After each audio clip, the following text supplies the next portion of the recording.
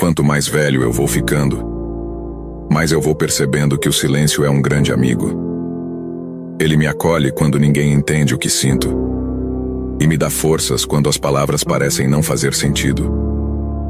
O silêncio me ajuda a curar feridas que ninguém vê, e me ensina a não carregar pesos que não são meus. Hoje falo menos e sinto mais, porque aprendi que nem tudo precisa ser dito. No silêncio encontro paz, encontro respostas e encontro a mim mesmo.